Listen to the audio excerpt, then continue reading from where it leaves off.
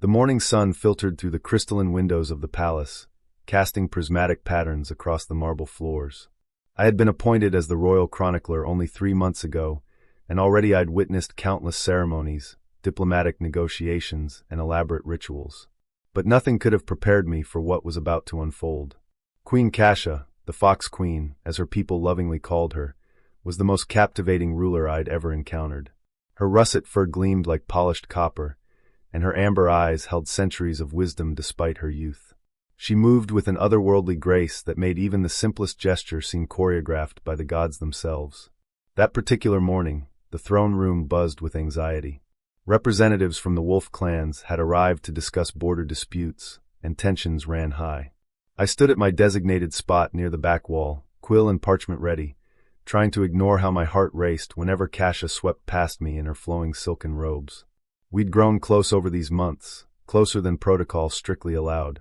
Late-night conversations in the library had turned into stolen moments in the garden, where she'd confide her fears about leadership, about the weight of the crown, about loneliness.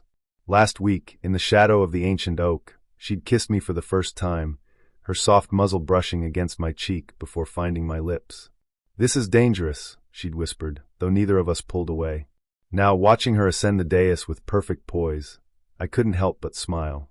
The golden throne, an elaborate piece carved from a single massive tree by her ancestors, gleamed in the morning light. Its legs were intricately designed, spiraling and interweaving in patterns that told the history of her dynasty. Kasha turned to face the assembled court, her magnificent tail, nearly as long as she was tall, swishing behind her with that characteristic expressiveness that betrayed her emotions even when her face remained neutral. The Wolf clan elders watched her with barely concealed skepticism, their prejudice against the young vixen evident in their postures. She began to lower herself onto the throne with her usual elegance, and I noticed her tail flick with annoyance at some comment from the lead wolf envoy. That's when it happened. Her tail swept backward just as she sat, threading perfectly through the narrow gap between two of the throne's ornate legs. She settled her weight, and I saw her ears suddenly stand straight up, the universal signal of fox alarm. She tried to shift. Nothing. Tried to stand. Her tail held firm, trapped in the carved wooden maze. The entire court fell silent. Every eye fixed on their queen, stuck half-sitting, half-standing, her face cycling through shock, realization, and then the deepest crimson flush visible even beneath her fur. And that's when I made my fatal mistake. I laughed. It started as a snort, one of those involuntary sounds that escapes before you can stop it. The acoustics of the throne room, designed to carry even the softest whisper to every corner, amplified it beautifully. Every head turned toward me. Kasha's amber eyes found mine across the crowded room, wide with mortification and something else, a glimmer of the humor we'd shared in private moments.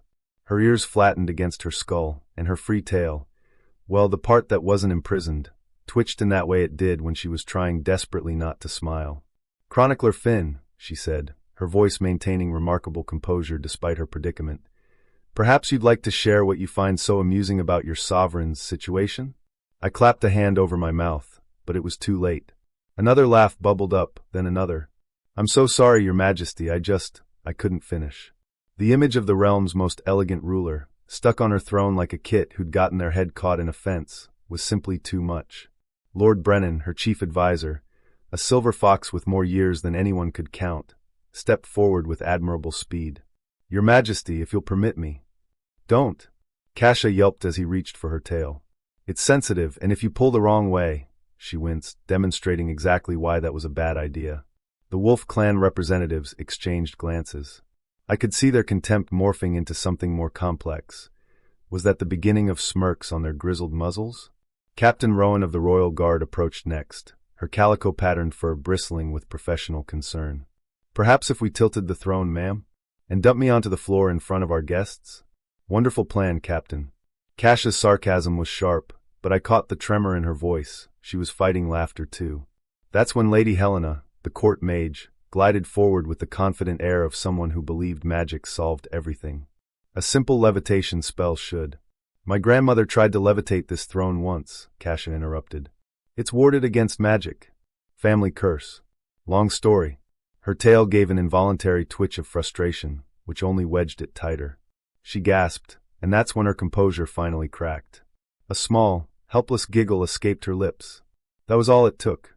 Like a dam breaking, laughter rippled through the throne room. Even the Wolf clan elders couldn't maintain their stern expressions. One of them, a massive gray wolf with scars crossing his snout, let out a bark of genuine mirth. "In 50 years of diplomacy," he rumbled, his voice rich with amusement, "I have never seen anything quite like this." Kasha looked at me again, and this time she was fully smiling, her whiskers twitching with suppressed laughter. "Finn, get over here. You did this to me last night with your terrible jokes. You can help fix this." The entire court went silent again, but for a very different reason. The moment the words left her mouth, Kasha's eyes widened with the realization of what she'd implied. The court collectively held its breath. Relationship disclosure protocols were complicated, and the Fox Queen had just essentially announced to everyone that we'd been together the previous evening. I felt the blood drain from my face, then rush back with such force I must have turned scarlet. But there was nothing to do except move forward, literally and figuratively. I crossed the throne room, acutely aware of dozens of eyes tracking my every step. "Your Majesty," I said formally when I reached her, though I couldn't keep the warmth from my voice. Up close, I could see the genuine distress in her amber eyes beneath the humor. Her tail was truly stuck, twisted at an angle that must have been increasingly uncomfortable. "I may have phrased that poorly," she murmured, low enough that only I could hear. Then louder, "My chronicler has unusually nimble fingers, from years of manuscript work, of course. And he's spent enough time studying the throne's history to understand its construction."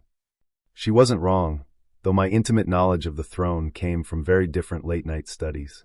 I'd traced every curve and spiral with my fingers just 2 weeks ago, when she'd pulled me onto it after everyone had left, her kisses tasting of moonlight and honey wine, her body warm and yielding against mine as we'd explored what it meant to be together despite every protocol that said we shouldn't. "The spiral pattern here," I said, keeping my voice professional while kneeling beside the throne, "it creates a kind of maze. Your tail went in during this particular angle." My fingers traced the path, deliberately gentle. Where I touched near her trapped tail, I felt her shiver. "Yes," she breathed, and I wasn't entirely sure she was responding to my explanation. Lord Brennan cleared his throat meaningfully. "Perhaps we should give them room to work." "Nonsense," rumbled the Wolf clan elder. "This is the most entertaining royal audience I've attended in decades. Besides, look at that, the boy clearly knows what he's doing." I'd found the key to the puzzle.